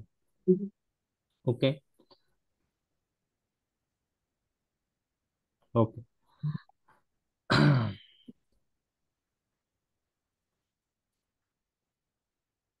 आता आता एक सोप्या भाषेमध्ये मी पहिले सांगतो आहे. बरोबर आहे? बुक्स मध्ये किंवा नोट्स मध्ये थोडं डिटेल मध्ये आहे तेवढं तुम्हाला गरज नाही. ओके. आता ज्यावेळेस GQ रिसेप्टर ऍक्टिव्हेट होतो, ओके, ज्यावेळेस GQ रिसेप्टर ऍक्टिव्हेट होतो त्यावेळेस तुम्हाला लक्षात ठेवायचं आहे की there is activation of phospholipase enzyme. Okay. त्यामुळं IP3 डायसिल ग्लिसरॉलची लेवल वाढते. कसली? IP3 डाय ऍसिड ग्लिसरॉल. IP3 म्हणजे काय? इनोसायटॉल ट्रायफॉस्फेट. इनोसायटॉल ट्रायफॉस्फेट. आता हे हे हे कोणीही लक्षात ठेवायची गरज नाही. GQ रिसेप्टर ऍक्टिव्हेट झाल्यामुळं फॉस्फोलायपेज, GQ हा सेल मेम्ब्रेनशी रिलेटेड, म्हणजे G protein couple receptor cell membrane receptor आहे. GQ टाईप रिसेप्टर ऍक्टिव्हेट झाल्यामुळं फॉस्फोलायपेज सी ची लेवल वाढेल. फॉस्फोलायपेज सी काय करेल? कसलं जनरेशन करेल? IP3 डायसिल glycerol. तुम्हाला फक्त ह्या स्टेप लक्षात ठेवायचे आहेत. आणि IP3 काय करेल? सायटोप्लाझम मधली कसली लेव्हल वाढवेल? कॅल्शियमची. कसं? अच्छा. सेलमध्ये कॅल्शियम एंडोप्लाझमिक रेटिक्युलम मध्ये स्टोअर असतो कॅल्शियम, आणि ह्या कॅल्शियमचं रिलीज सायटोप्लाझम मध्ये वाढतं. त्यामुळं इंट्रासेल्युलर कॅल्शियमची लेवल काय होते? इनक्रीज. म्हणजे सेलमध्ये पॉझिटिव्हिटी वाढते, सेलमध्ये पॉझिटिव्हिटी वाढते, सेलचं डिपोलरायझेशन होतं, हे तुम्ही लक्षात ठेवू शकतात. आणि डायसिल ग्लिसरॉल जो आहे तो वाढल्यामुळं प्रोटीन कायनेज ची ऍक्टिव्हिटी वाढते. आता हे कॅल्शियम आणि प्रोटीन कायनेज सी काय करतात?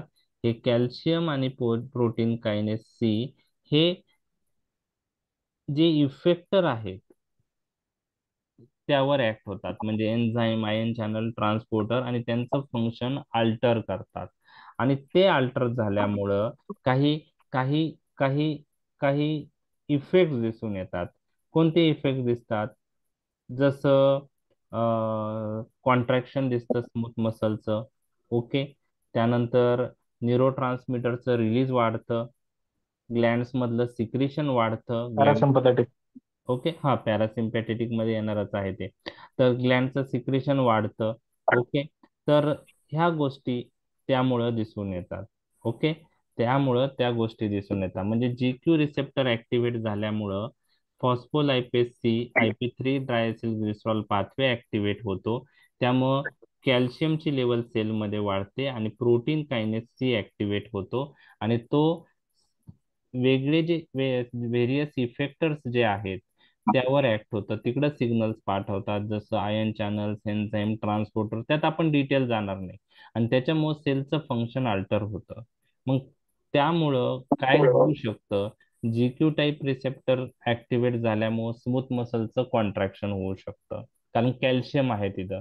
कॅल्शियम स्मूथ मसलचं काय करेल? कॉन्ट्रॅक्शन करेल. बरोबर आहे. GS रिसेप्टर ऍक्टिव्हेट झाल्यामुळं स्मूथ मसलचं काय होत होतं? रिलॅक्सेशन.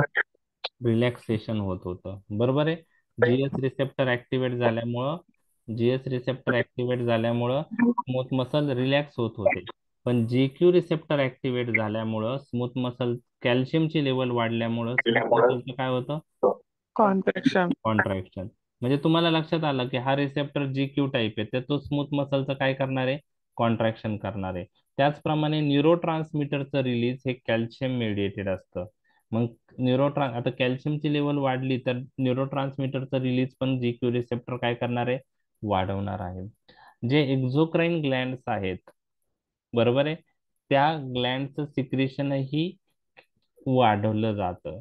तर हे GQ रिसेप्टर ऍक्टिव्हेट झाल्यामुळं काही काही ऍक्शन्स मी तुमच्याशी डिस्कस केलेले आहे. स्मूथ मसल्स काय होतात? कॉन्ट्रॅक्ट होतात. ओके. स्मूथ मसल्स काय होतात? कॉन्ट्रॅक्ट. कॉन्ट्रॅक्ट होतात. त्यानंतर एक्झोक्राईन ग्लँडचं सिक्रेशन काय करतात? GQ वाढतो. रिसेप्टर वाढतात. बरोबर आहे. त्याचप्रमाणे न्यूरोट्रान्समीटरचं रिलीज पण हे वाढवतात. वाढवतो. ओके. तर हे GQ रिसेप्टरचं फंक्शन आहे. बरोबर आहे. ओके.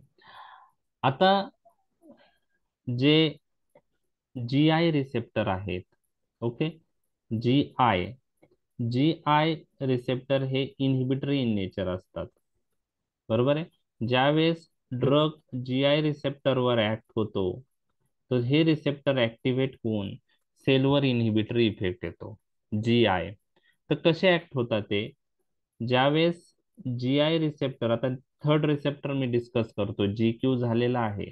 GI जेव्हा ऍक्टिव्हेट होतो ड्रगनी, ओके, ड्रगने GI रिसेप्टर जेव्हा ऍक्टिव्हेट होतो, GI हा इनहिबिटरी इन नेचर आहे, आणि इट ऍक्ट्स बाय इनहिबिटिंग ऍडिनिलिल सायक्लेज. मग ऍडिनिलिल सायक्लेज जर इनहिबिट झाला तर काय बनणार नाही? AMP. Cyclic AMP. Very good. Adenylyl cyclase कशासाठी लागतो? Cyclic AMP. मग सायक्लिक AMP बनेल का? नाही. आणि सायक्लिक AMP नाही बनला तर सेलवर इनहिबिटरी इफेक्ट येतो. कोणता इफेक्ट येतो? इनहिबिटरी इफेक्ट येतो. म्हणजे जे GS रिसेप्टरनी हार्टवर स्टिम्युलेटरी इफेक्ट येत होता, बरोबर आहे, म्हणजे हार्ट रेट वाढत होता, एव्ही कंडक्शन वाढत होतं, कॉन्ट्रॅक्शन ऑफ हार्ट वाढत होतं, तर हार्टवर जीएस रिसेप्टर कोणतं कार्य करतो? स्टिम्युलेटरी इफेक्ट Respiratory, करतो. पण जर जीआय रिसेप्टर ऍक्टिव्हेट झाला हार्टवरचा, तर काय ऍक्शन येईल? inhibitory, इनहिबिटरी ऍक्शन येतील. हार्ट रेट कमी होईल, एव्ही कंडक्शन कमी होईल आणि त्याचप्रमाणे कॉन्ट्रॅक्शन कमी होईल. तर एक मेकॅनिझम आहे, जीआय रिसेप्टर ऍक्टिव्हेट झाल्यावर ऍडिनिलिन सायक्लेज इनहिबिट होतो आणि सायक्लिक एमपीची लेवल काय होते? कमी होते. त्याचप्रमाणे जीआय रिसेप्टर ऍक्टिव्हेट झाल्यावर पोटॅशियम चॅनल ओपन होतात. कोणते चॅनल ओपन होतात? Potassium. potassium, GS receptor activate झाल्यावर कोणते ओपन होतात? calcium, calcium. तर calcium, तर जीआय रिसेप्टर ऍक्टिव्हेट झाल्यावर पोटॅशियम चॅनल ओपन होतात. आणि तुम्हाला माहित आहे की पोटॅशियम जो आहे तो सेलमध्ये जास्त असतो. कशात जास्त असतो? सेलमध्ये. inside the cell, हा, इनसाइड द सेल जास्त असतो. त्यामुळे पोटॅशियम चॅनल ओपन झाल्यामुळं पोटॅशियम कुठं जाईल? सेलच्या outflux बाहेर होईल. जाईल. आणि त्यामुळं पॉझिटिव्हिटी सेलच्या आतमध्ये कमी होईल आणि सेल जी आहे सेलचं हायपर पोलरायझेशन होईल आणि अच्छा. इनहिबिटरी इफेक्ट येईल. हायपर पोलरायझेशन होईल. पॉझिटिव्हिटी वाढली सेलमध्ये तर डिपोलरायझेशन होतं, सेल ऍक्टिव्हेट होते. लक्षात आलं? आणि पॉझिटिव्हिटी कमी झाली तर हायपर पोलरायझेशन होतं. तर जीआय रिसेप्टर ऍक्टिव्हेट झाल्यामुळे पोटॅशियम चॅनलही ओपन होतात. तर हे मी तुम्हाला जी क्यू आणि जीएस आणि जी आय या तिन्ही रिसेप्टर विषयी सांगितलेलं आहे. ओके. जी झिरो किंवा जी ओ जे असतं ते जास्त असे खूप सारे म्हणजे खूप कमी रिसेप्टर्स ह्या जी झिरोचे टाईप आहे. आणि G zero acts by inhibiting calcium channel inhibition होतं. तर त्यात डिटेलमध्ये बुक्समध्ये पण त्याविषयी मेन्शन केलेलं नाहीये. तर आता यामध्ये यामध्ये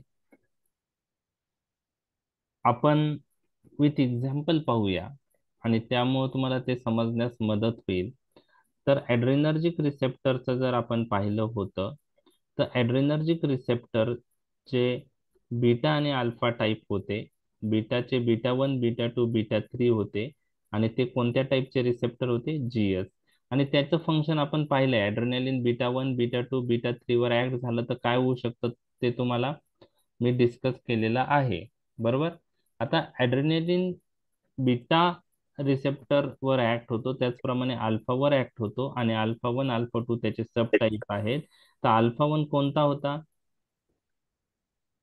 अल्फा 1 जी GQ, आणि अल्फा 2 कोणता आहे? GI. जी आहे. ते तुम्हाला लक्षात ठेवायचं आहे. अल्फा 2 कोणता आहे? जी आहे. GI. आता मी तुम्हाला ओके काही गोष्टी सांगतो. लोकेशन आता डिटेलमध्ये मी जात नाही. Sir. Alpha 1 receptor alpha 1 receptor हे स्मूथ मसल्सवर प्रेझेंट असतात. सर. हा, बोला ना. हॅलो. हा, बोला. ऍड्रेनलिन बोलले तुम्ही व्हॅसोडायलेटेशन करतं. हा मग लिग्नोकेन विथ ऍड्रेनलिन व्हॅसो कॉन्स्ट्रिक्शन करतं तुम्ही सांगितलेलं मागं लोकलमध्ये. हा सांगितलं ना मी, त्याच्यावरच येतोय आता. ओके. त्याच्यावरच येणार आहे. ठीक आहे ना. तर आता मी तुम्हाला हे सांगतो आहे की ॲड्रेनालिन अल्फा 1 आणि अल्फा 2 रिसेप्टरवर ऍक्ट झाल्यावर काय होऊ शकतं. तर अल्फा 1 काय आहे? जी क्यू टाईप आहे. आणि अल्फा 2 काय आहे? GI, जी आय टाईप आहे. तर आता ब्लड व्हेसल विषयी एक ऍक्शन बघूया ॲड्रेनालिनची. आता ॲड्रेनालिनची ऍक्शन मी तुम्हाला जी सांगितलेली आहे, बीटा 2 रिसेप्टरवर काय आहे? बीटा 2 रिसेप्टर ब्लड वेसलवर प्रेझेंट असतात. तर ॲड्रेनालिन बीटा 2 रिसेप्टरवर ऍक्ट होऊन स्मूथ मसल काय करतील? ॲड्रेनालिन बीटा 2 रिसेप्टर, तर बीटा 2 इज जीएस टाईप. आणि तुम्हाला सांगितलंय जीएस रिसेप्टर ऍक्टिव्हेट झाला तर सायक्लिक एएमपी लेवल TMP. वाढतं. आणि सायक्लिक एएमपी स्मूथ मसल मधलं वाढलं तर स्मूथ मसल काय होतात? relax to relax relaxation. होता. म्हणजे relax, ॲड्रेनालिन बीटा 2 रिसेप्टरवर ऍक्ट होऊन काय करेल? स्मूथ मसल रिलॅक्स करेल. तर vasodilation होईल. व्हॅसो डायलेटेशन होईल. व्हॅसो डायलेटेशन होईल. ओके. डायलेटेशन होईल. आता त्याचप्रमाणे ब्लड व्हेसलवर अल्फा 1 आणि अल्फा 2 रिसेप्टरही असतात, बरोबर आहे.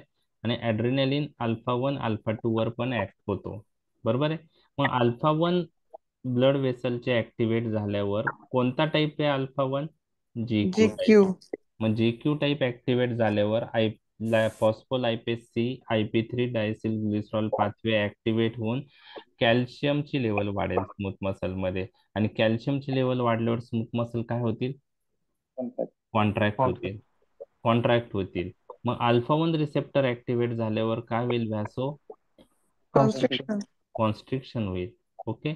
आणि अल्फा 2 ऍक्टिव्हेट झाल्यावर काय होतं? Alpha 2 is GI type. Alpha 2 is GI type. मग GI type inhibitory in nature आहे. तो कसा ऍक्ट होतो? ऍडेनिलिन सायक्लेज एन्झाईमला इनहिबिट करतो. म्हणजे सायक्लिक AMP ची सिंथेसिस इथं काय होणार आहे? कमी होणार आहे.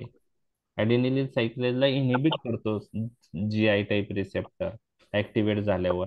मग सायक्लिक AMP काय करेल? अल्फा 2 ऍक्टिव्हेट झालं तर स्मूथ मसल मधलं कमी होईल ना. अल्फा 2 GI टाईप आहे. मग ऍड्रेनालिननी अल्फा 2 ऍक्टिव्हेट झाला. अल्फा 2 इनहिबिटरी इन नेचर आहे. अल्फा 2 ऍडेनिलिन सायक्लेजला इनहिबिट करून सायक्लिक AMP लेव्हल कमी करेल. तर स्मूथ मसल काय होतील? सायक्लिक AMP वाढलं तर स्मूथ मसल काय होतात? रिलॅक्स. रिलॅक्स होतात, बरोबर. आणि ओके. कमी झालं तर कॉन्ट्रॅक्ट होतील. कमी झालं तर कॉन्ट्रॅक्ट होईल. ओके, ठीक आहे, चालेल. आता ब्लड व्हेसलवर ॲड्रेनालिनचे ऍक्शन तुम्ही काय सांगितल्यात?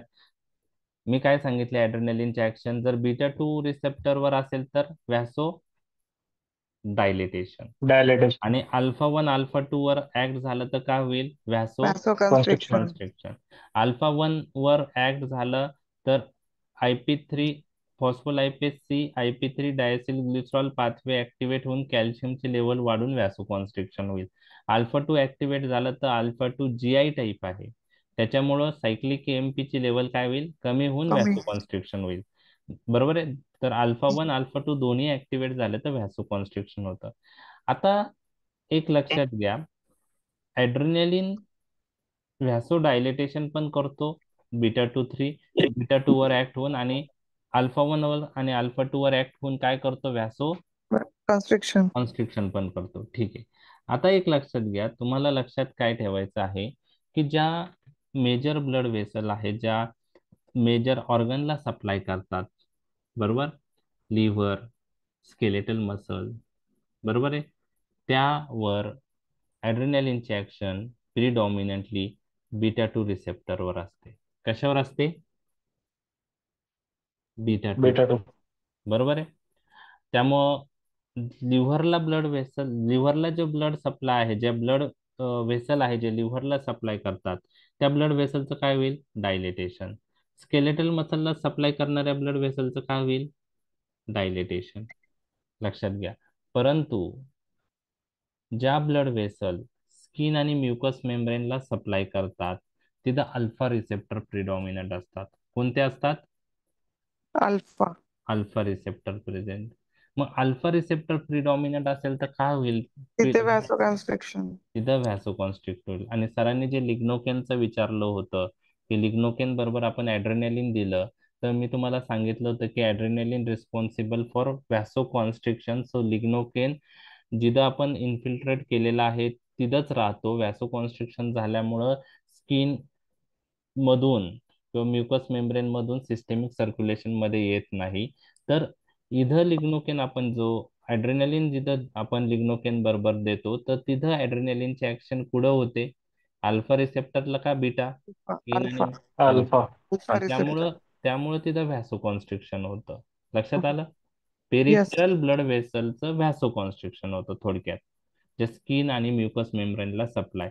आणि लार्जर ब्लड वेसल जिथं मेजर ऑर्गनला सप्लाय ब्लड वेसल आहे, तिथं बीटा 2 रिसेप्टर प्रिडॉमिनंट असल्यामुळे ॲड्रेनालिन त्यांचं काय करतो? वॅसो डायलेट. डायलेटेशन करतो, बरोबर आहे. येस. लक्षात आलं? ओके. तर ह्या ज्या गोष्टी आहेत त्या तुम्हाला आता, म्हणजे जर रिसेप्टर माहीत झाले, तर मग जे ॲड्रेनालिन व्हॅसो डायलेटेशन कसं करतो आणि व्हॅसो कॉन्स्ट्रिक्शन कसं करतो, हे लक्षात आलं तुमच्या? Yes, sir. ओके, लक्षात आलं. ओके, लक्षात. आता तुम्ही नेझल डिकंजेस्टन म्हणून कोणते ड्रग यूज करतात? Xylometazole. झायलोमेटाझोलिन. झायलोमेटाझोलिन, ऑक्सिमेटाझोलिन. तर ते Hmm. ॲड्रिनर्जिक ड्रगच आहे. म्हणजे ॲड्रेनालिन सारखे ऍक्ट होणारे ड्रग ॲड्रिनर्जिक ड्रग आहे. पण हे सिलेक्टिव्हली अल्फा रिसेप्टरवर ऍक्ट होतात जास्त करून. मग त्यामुळं सिलेक्टिव्ह अल्फा ऍक्शन आहे. मग जे mucous membrane of the nose आहे, बरोबर आहे, तिथं जे ब्लड व्हेसल सप्लाय होतात म्युकस मेम्ब्रेनला नोजच्या, तिथं कोणते रिसेप्टर प्रिडॉमिनंट असणार आहे? डेफिनेटली अल्फा ना. अल्फा. आणि मग Alpha तिथं झायलोमेटाझोलिन ऍक्ट होऊन ते अल्फा रिसेप्टर थ्रू काय करेल? व्हॅसो constriction. कॉन्स्ट्रिक्शन. आणि व्हॅसो कॉन्स्ट्रिक्शन केल्यामुळे जे ब्लड अक्युमुलेट झाल्यामुळे कंजेशन झालेलं होतं ते रिलीव्ह होईल.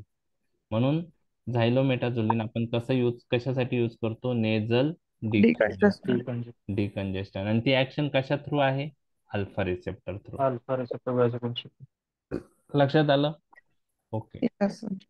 तर ह्या ज्या आपण काय म्हणता येईल की तुम्हाला जर बेसिक गोष्टी कळल्या GS GQ GI च्या, तर तुम्हाला त्यांच्या त्या रिसेप्टर तुम्हाला कळले की हे GS टाईप आहे, GI टाईप आहे की GQ टाईप आहे. तर तुम्हाला लक्षात, तुम्हाला फक्त ॲड्रेनर्जिक रिसेप्टर बीटा आणि अल्फा माहीत असून चालणार आहे का? नाही. न- तुम्हाला ते कोणत्या सब टाईप आहे जी प्रोटीनचे ते पण माहीत असणं गरजेचं आहे. म्हणजे ठीक आहे. तर एक मिनिट, मायक्रोफोन, हा.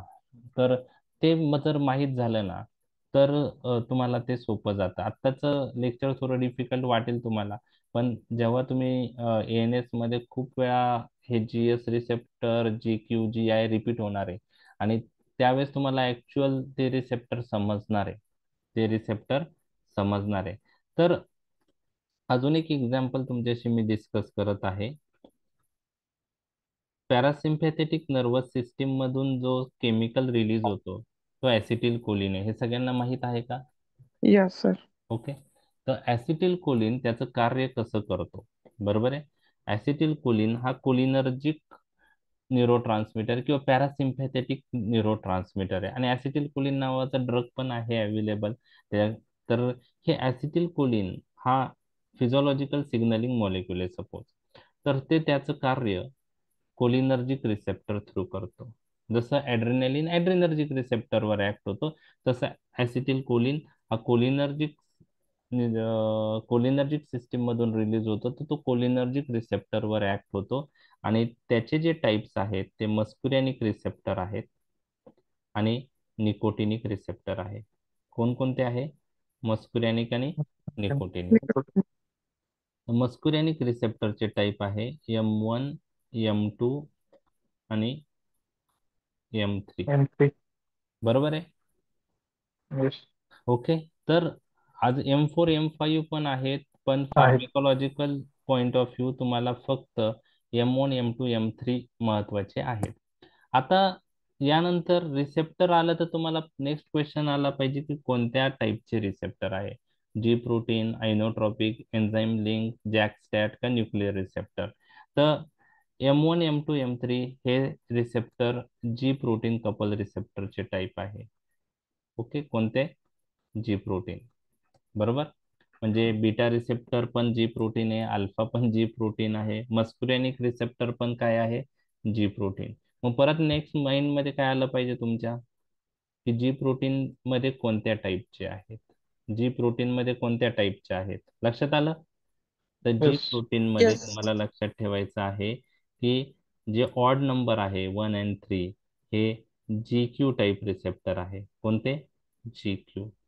आणि जे M2 रिसेप्टर आहे ते GI टाईप आहे. कोणते आहे? जी GI. आहे. तर GI. तर याच्यावर आपण कॉन्सन्ट्रेट करूया. M1 M2 M3. तर M1 M2 M3 बरोबर. M1 GQ टाईप आहेत, M2 GI टाईप आहे आणि M3 GQ. GQ टाईप आहे. बरोबर. हे ऍसिटिल कोलिन ह्या तिन्ही रिसेप्टरवर ऍक्ट होतो.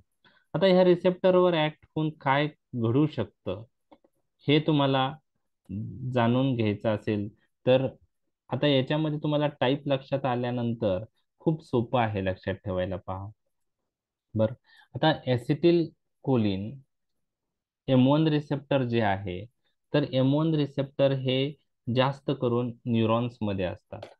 त्यांचं लोकेशन काय आहे? न्यूरॉन्स. बरोबर आहे, न्यूरॉन्स. तर ब्रेन मध्ये ते M1 रिसेप्टर आहे. तर ऍसिटिल कोलिन M1 रिसेप्टरवर ऍक्ट होतो आणि न्यूरोनल एक्साइटेशन करतो. न्यूरोनल एक्साइटेशन करतो, IP3 डायसिल ग्लिसरॉल पाथवेने तो ऍक्ट होतो. त्याचप्रमाणे त्यामुळं त्याला M1 ला आपण न्यूरोनल असं म्हणतो. काय म्हणतो? न्यूरोनल. कशामध्ये जास्त आहे तो? ब्रेन मध्ये. आणि ऍसिटिल कोलिन M1 रिसेप्टरवर ऍक्ट झालं तर काय होतं? न्यूरोनल एक्साइटेशन होतं, IP3 diacylglycerol pathway activate होतो, कॅल्शियम लेवल वाढली. कॅल्शियम लेवल वाढल्यामुळं न्यूरोट्रान्समीटर रिलीज होतील, न्यूरोनल एक्साइटेशन होतं. बरोबर आहे, ठीक आहे. आता M3 रिसेप्टर जे आहेत, ओके, M3 रिसेप्टर हे काही स्मूथ मसल्सवर आहेत. ओके, कशावर आहे? Smooth muscles. आणि काही ग्लँड्सवर आहेत, एक्झोक्राईन ग्लँड्सवर आहेत. लक्षात आलं? तर आता M3 रिसेप्टर ऍक्टिव्हेट झाले तर कोणता पाथवे ऍक्टिव्हेट होणार आहे?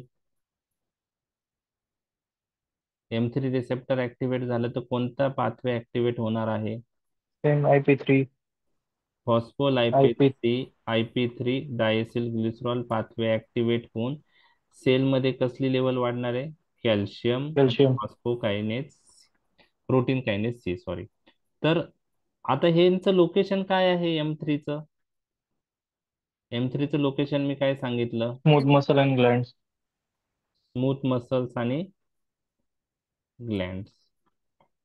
ओके, ग्लँड्स मध्ये सलायव्हरी ग्लँड आहे, स्वेट ग्लँड आहे.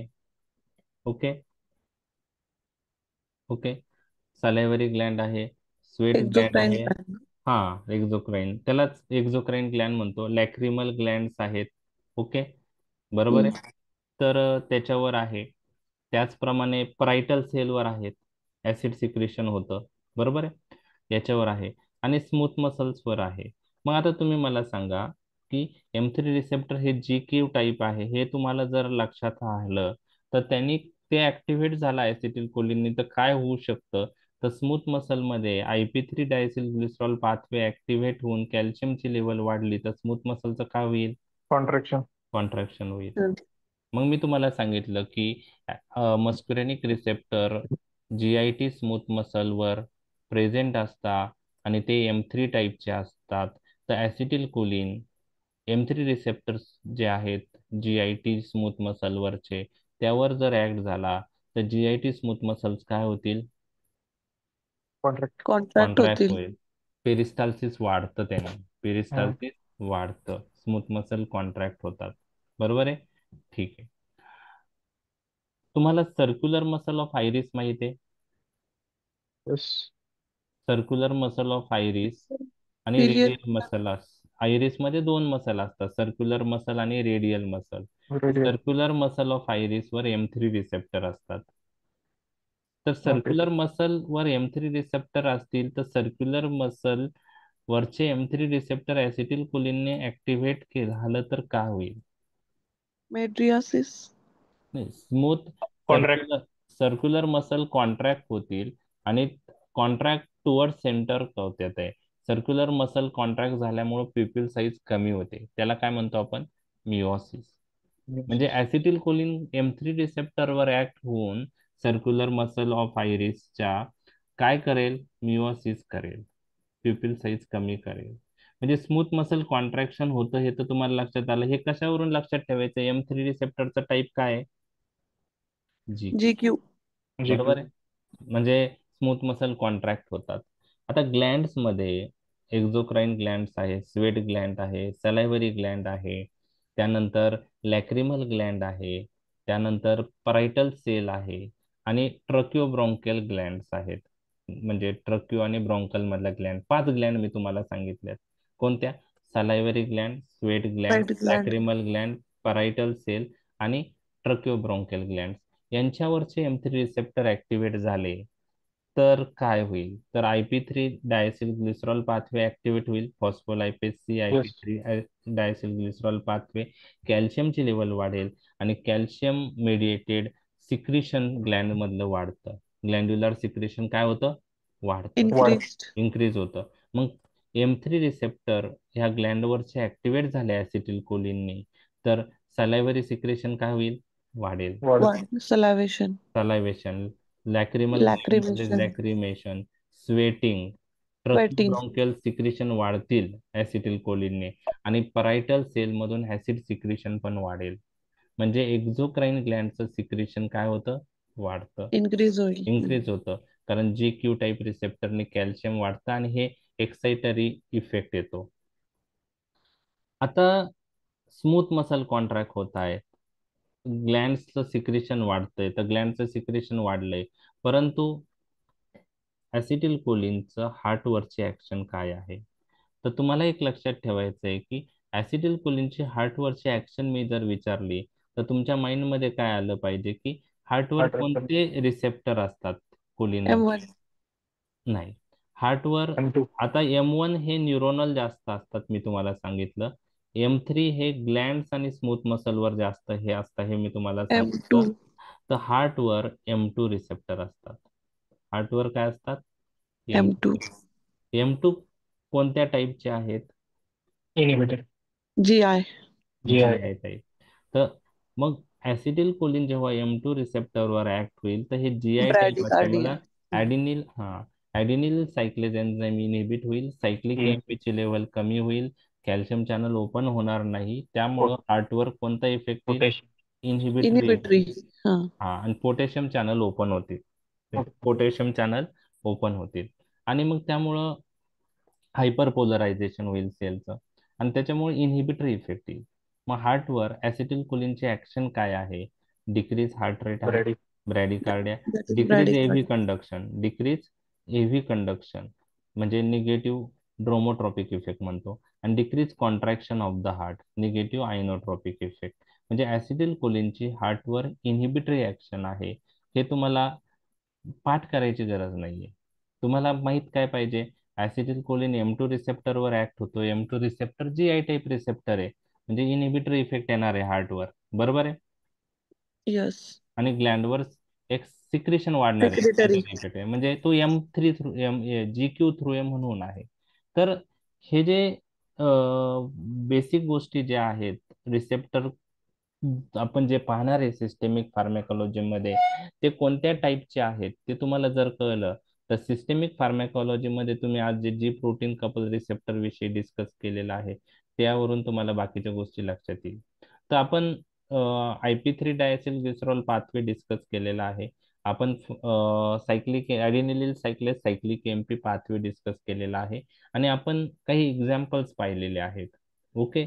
आता मी तुम्हाला कधीही विचारलं की ऍसिटिल कोलिनवरचे हार्टवरचे ऍक्शन काय आहे, तर तुम्हाला ती पाठ करायची गरज नाही. M2 रिसेप्टर आहे, M2 इन्हिबिटरी आहेत, म्हणजे इन्हिबिटरी इफेक्ट येणार आहे, बरोबर आहे. कसं येणार आहे ते पण पाहिलं. Cyclic AMP decrease, potassium decrease. Open.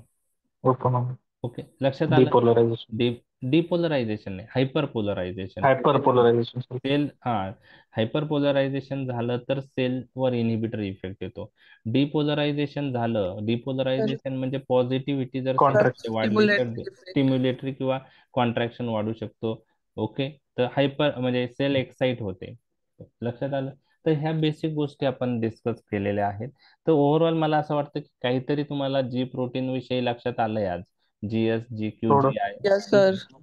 तर ANS मध्ये ते अजून जास्त विथ एक्झाम्पल तुम्हाला क्लिअर होणार आहे. त्यामुळं आत्ता हे ट्रान्सड्युसर पाथवे मध्ये डिटेलमध्ये जायचं नाही. एक्झाम मध्ये याच्यावर क्वेश्चन येणार नाहीये तुम्हाला. जी प्रोटीन कपल रिसेप्टरवर शॉर्ट नोट लिहा किंवा याच्यावर पाथवे, ट्रान्सड्युसर पाथवे काय आहे ते कोणीही विचारणार नाही. फक्त तुम्हाला एक समजावं. म्हणजे आता ऍड्रेनालिन व्हॅसोडायलेटेशन पण करतो, ऍड्रेनालिन व्हॅसो कॉन्स्ट्रिक्शन पण करतो, कसं करतो तुम्हाला ते लाईफ लॉंग लक्षात राहणार आहे की बीटा टू Yes, वर sir. व्हॅसो डायलेटेशन आहे, alpha one alpha two vasoconstriction आहे, पेरिफेरल ब्लड वेसलवर अल्फा रिसेप्टर जास्त असतात म्हणून ऍड्रिनलिन पेरिफेरल ब्लड वेसलचं व्हॅसो कॉन्स्ट्रिक्शन Vasoconstriction. करतं. म्हणजे मेजर ऑर्गनला सप्लाय करणारे ब्लड वेसल आहे त्याच्यावर बीटा टू रिसेप्टर जास्त असतं म्हणून त्याचं व्हॅसो डायलेटेशन. Vasodilatation. म्हणजे हे जे बेसिक गोष्टी आहेत त्या लाईफ लॉंग लक्षात राहतात जर कन्सेप्ट क्लिअर असतील तर. तर ठीक आहे, राहिलेला पार्ट आपण आता उद्याच्या लेक्चरला पाहूया. अ, जी प्रोटीनचं अजून एक चॅनल रेग्युलेशन राहिलंय आणि त्यानंतर आयनोट्रॉपिक रिसेप्टर वगैरे त्या गोष्टी आहेत. तर मेन तुम्हाला जी प्रोटीन कपल रिसेप्टर समजले पाहिजे कारण त्यात सब टाईप आहे. आयनोट्रॉपिक, एन्झाईम लिंक किंवा बाकीचे जे आहेत त्यामध्ये एवढे सब टाइप्स नाहीये, त्यामुळे ते थोडक्यात जरी माहीत असेल तरी चालेल. फक्त याच्यात तुम्हाला GS, G Q, G I हे तीन तरी माहीत पाहिजे. Okay, Yes, sir. चालेल. उद्या बघूया, उद्या पाहूया आपण.